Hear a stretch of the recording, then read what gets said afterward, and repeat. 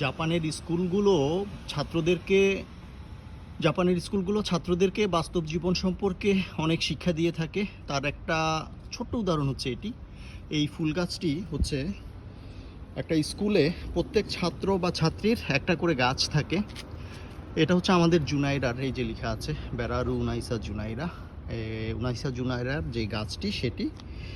এই গাছটি স্কুলে রাখা হয় এবং প্রতিদিন সকালে ছাত্ররা গিয়ে প্রথমে এই গাছটিতে পানি দেয়। প্রতিদিন একবার করে পানি দেয়। এর ফলে যেটা হয় সেটা হচ্ছে ছাত্রছাত্রীরা শিখে যায় যে গাছের প্রতি যত্ন নিতে হবে, গাছের প্রতি, প্রকৃতির প্রতি তাদের প্রেম ভালোবাসা থাকতে হবে। সেই জিনিসটা শিক্ষা কিন্তু এখান থেকে হয়ে যায়।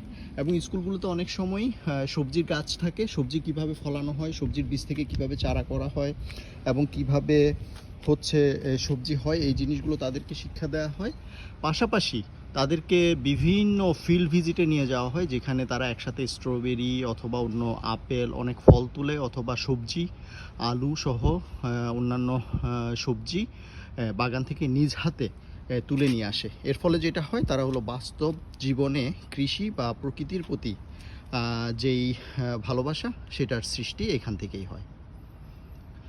বিষয়টা খুবই চমৎকার না? কেমন লাগলো আপনাদের এই বিষয়টা জেনে? ধন্যবাদ সবাইকে।